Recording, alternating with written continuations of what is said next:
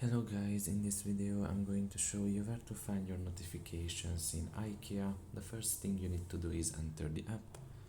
Once you are done with that and you are in the home page, you can just wait a little bit.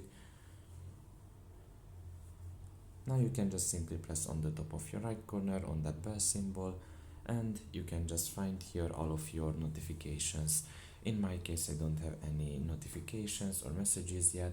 That's because I have created a new account in this application and so far I haven't received any notification. So that's pretty much it really.